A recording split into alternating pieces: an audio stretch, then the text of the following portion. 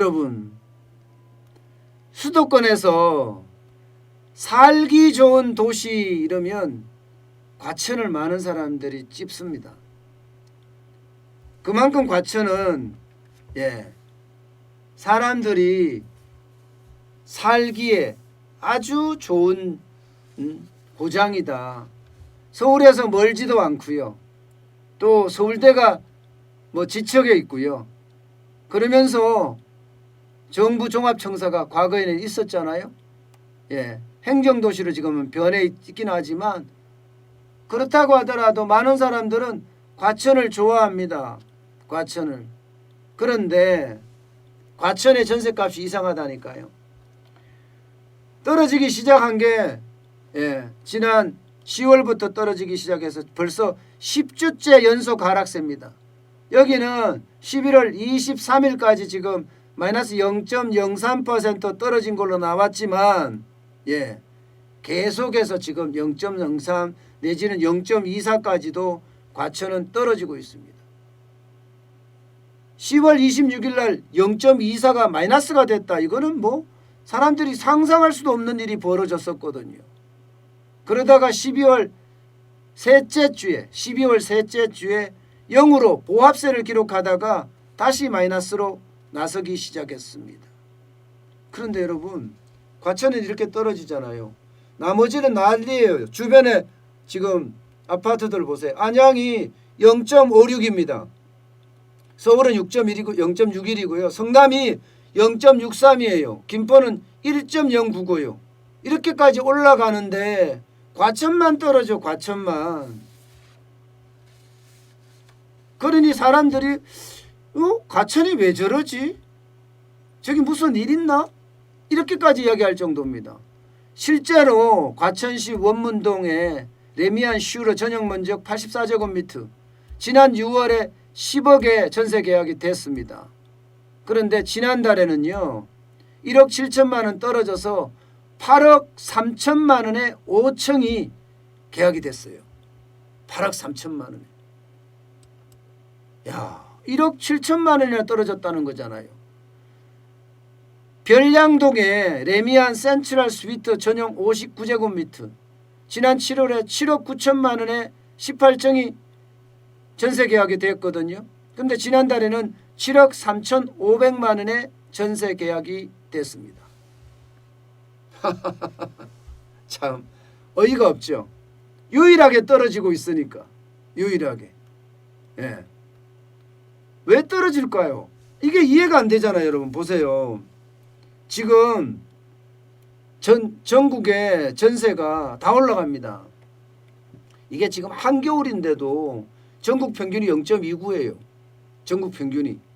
서울도 0.13입니다. 한겨울인데 지금이 이사 시즌도 아니에요. 옛날에 이사 시즌 때렸거든요. 봄철 이사 시즌이나 혹은 가을철 이사 시즌이나 이럴 때만 이게 이 정도 올라갔었지. 지금은 한겨울에도 이만큼 올라가거든요. 수도권에도 0.23까지 올라가고요. 동남권 경기 심지어는 세종은 1.81%까지 올라가는 추세입니다. 여기에다가 여러분 한국은행의 주택가격 전망지수도 지금 역대 최고치까지 올라갔어요. 132포인트예요. 12월이. 그러면 주택이 계속 올라간다고 전망하잖아. 전문가들도 전부 주택은 올라간대. 너도 나도 전문가라고 이야기하시는 분들 모두가 다 올라간다고 이야기해요. 그런데 과천은 내려간다. 왜? 왜일까요? 바로 공급입니다. 공급을 엄청 해대는 거예요. 물량에는 장사 없다고 하죠. 2020년, 2021년 과천의 주요 입주 아파트입니다. 과천 프로지오 서밋 작년 4월에 1571가구 12월에 불인동에는 과천 센트럴파크 프로지오 서밋 1317가구 그 다음에 과천 위버필드 이거는 올 1월입니다. 2128가구 과천 자이 이건 올 11월 달이에요. 2099가구 이렇게까지 입주가 많아지는 거예요. 물량이 넘치는 겁니다. 물량이. 공급 물량이 넘쳐요. 공급 물량이 이렇게 넘치니까 전셋값이 떨어지고, 전셋값이 떨어지면 여러분 매매가도 서서히 떨어집니다. 이제 시차를 둘 뿐이에요. 시차를 둘 뿐이에요. 수도권에서 유일하게 떨어지는 곳이에요. 전셋값이. 아파트값도 떨어질 거라고 저는 예상을 해요. 결국은 공급이 모든 시장을 좌우한다. 지금까지 말씀 제가 드렸던 것처럼 시장은 수요와 공급이 좌우하는데 정부가 공급을 안 해준다.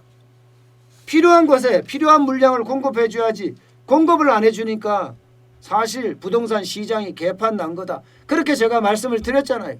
지금 그 짝이에요. 딱 과천을 보면요. 이렇게 아주 간단한 논리를 우리 장관님들이 모르고요. 문재인 대통령이 몰라요.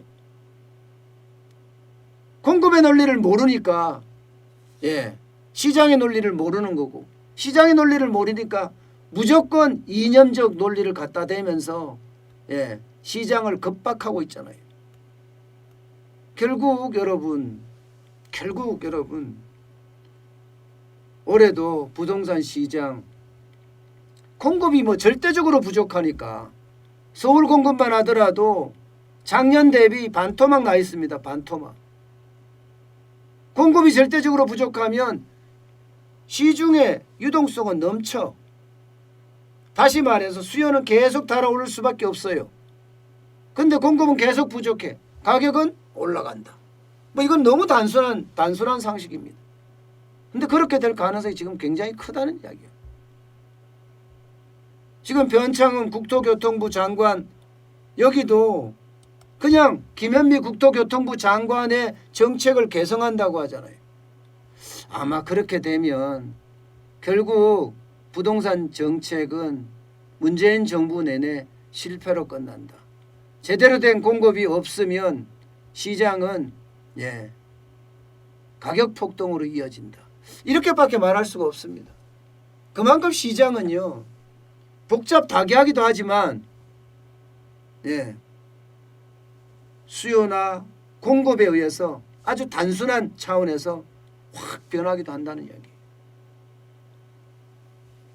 저는 그 어떤 때보다가 지금 부동산 정책에서는요 시장을 중시 여기는 정책 반드시 필요하다고 생각을 합니다. 그렇지 않고는 시장을 실패할 수밖에 없어요. 시장이 무너질 수밖에 없다는 이야기예요.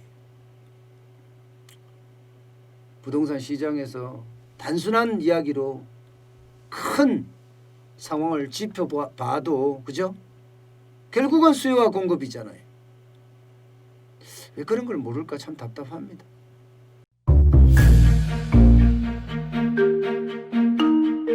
세종대왕과 샤넬 넘버5, 벤츠 자동차의 최고급 기종인 마이바흐의 공통점을 아시나요? 바로 침향입니다. 침향이란 동남아시아에서 자생하는 침향나무가 상처를 입었을 때 스스로를 보호하기 위해서 분비시키는 침향나무의 진액입니다.